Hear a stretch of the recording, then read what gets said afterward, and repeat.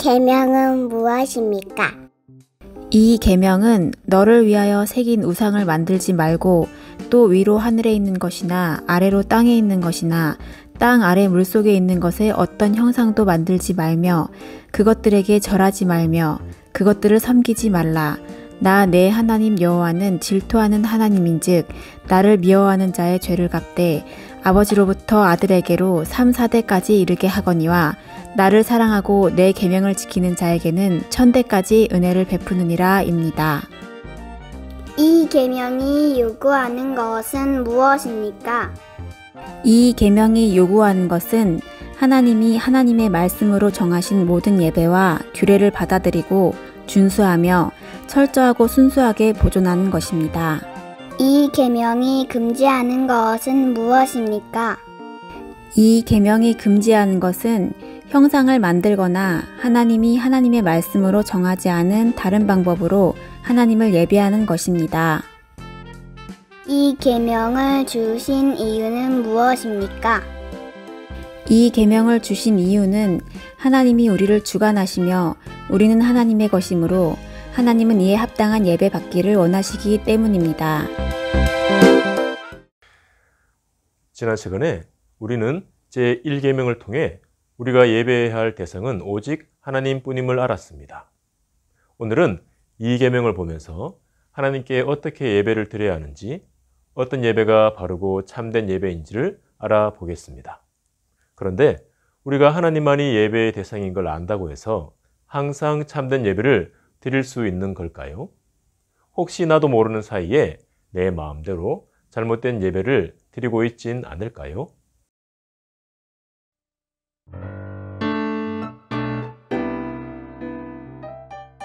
잘못된 예배? 습관적으로나 의무감으로 교회에 나와서 예배 시간에 휴대폰 보고 딴 생각하다가 예배 끝나면 할 도리 다 했다 생각하고 그러고 나서는 예배에 대해서 평가하는 거지. 찬양이 어땠니? 말씀이 어땠니? 우리 그러기도 하지 않나? 언니만 그런 것 같은데요. 저도 얼마 전에 코로나 때문에 온라인 예배 드릴 때 또 병원 갔을 때도 온라인 예배 드렸거든요. 근데 온라인 예배 틀어놓고 제가 자꾸 딴짓을 하게 되더라고요. 빨래도 겠다가 뭐 커피도 한 잔 마셨다가 또 점점 누워지고 그러면서 내가 이거 예배를 드리는 게 맞나? 예배를 그냥 보고 예배를 그냥 듣고만 있는 거 아닌가? 그런 생각이 들더라고요.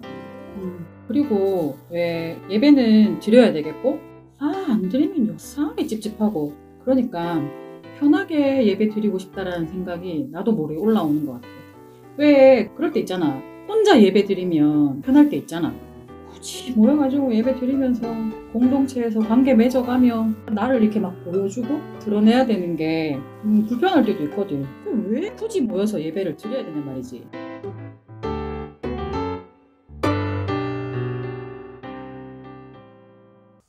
우선 우리가 공동체 예배를 중요시하는 것은 모여서 드리는 예배만이 예배여서가 아닙니다. 예배는 함께 모여서 드리는 공적인 예배뿐 아니라 개인의 경건생활, 더 나아가 우리의 삶 전체가 예배라는 의미로 볼 때 혼자 드리는 예배도 예배임을 알 수 있습니다. 또 코로나가 도래하면서 온라인 예배가 활성화되고 사실 그 전부터도 어쩔 수 없는 상황 때문에 온라인 예배를 드려야 하는 경우도 있으니까요. 하지만 이렇게 어쩔 수 없는 상황이 아니라 온라인이라는 편리함에 익숙해져서 공동체 예배를 멀리 한다면 하나님이 구약성경을 통해 가르쳐 주신 예배의 형태와는 거리가 멀다는 것을 알아야 합니다. 구약에서 하나님이 가르쳐 주신 제사법, 즉 그 시대에는 그것을 예배법이라 불렀는데요. 하나님은 성막을 짓는 방법뿐 아니라 백성이 함께 모여 드릴 예배의 장소와 날까지도 정해 주셨습니다. 이처럼 구약의 성도들도 하나님의 명령을 따라 모두 모여 예배를 드렸고 성삼위 하나님도 연합하여 만물을 다스리고 계시듯 성도들도 함께 모여 하나님을 찬송하며 예배하는 것이 마땅하지 않겠습니까? 그럼 이제 성경이 말하는 예배에 꼭 필요한 요소가 무엇인지 알아보겠습니다. 교회마다 다르기는 한데 그래도 꼭 들어가야 하는 거는 뭐지? 제 생각에는 헌금, 설교, 찬양, 기도 이런 거 아니에요? 야, 광고도 해야지. 예배의 필수 요소는 먼저 하나님이 자신을 알려주시는 설교 시간이 있어야 하고, 우리가 그 말씀을 듣고 반응하는 것과 그리스도의 죽음과 부활을 기념하는 성찬의 시간이 꼭 있어야 합니다. 또한 그 구원의 은혜에 감사하며 우리 존재 자체를 드린다는 헌신의 의미로 헌금을 드립니다. 즉, 예배란 하나님이 말씀하시고 성도가 이에 반응하는 교제로서 말씀과 기도와 찬양과 성례로 이루어진 것을 말합니다. 그렇다면 하나님이 성도에게 요구하시는 예배의 태도는 무엇일까요?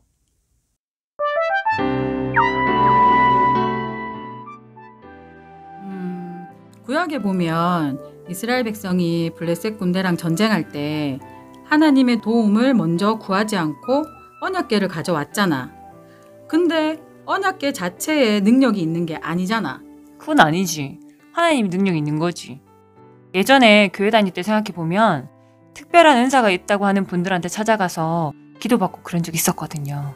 보이지 않는 하나님 대신에 당장 보이는 사람을 찾아가는 것에 치우치는 거. 그것도 우상을 섬기는 거였던 것 같아요. 나도 옛날에 왜 안 믿는 사람들 점집 찾아가듯이 신령한 은사 있다는 사람 찾아가서 기도도 받고 예언도 받고 말씀 따라 살아가는 게 아니라 어떤 영적으로 권위 있는 사람이나 내 느낌, 감정에 따라 중요한 결정도 내리고 행동하고 그랬었는데 나도 그렇게 사니까 실패를 반복하는 거라.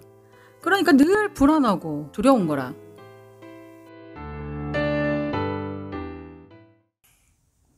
맞습니다.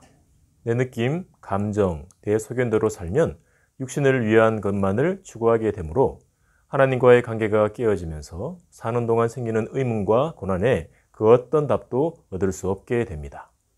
반대로 하나님을 전적으로 의지하면 특정한 예배 시간뿐 아니라 성령의 열매를 맺는 삶 자체가 예배가 되어지므로 세상에 매이지 않고 오히려 그리스도 안에서 자유로워질 수 있는 것입니다.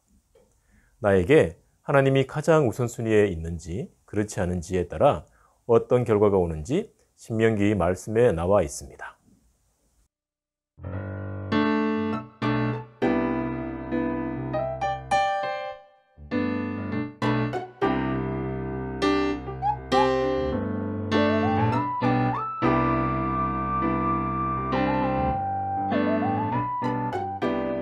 하나님을 미워한다는 것은 하나님 외에 다른 걸 더 사랑하여 하나님의 뜻을 거역한다는 뜻입니다.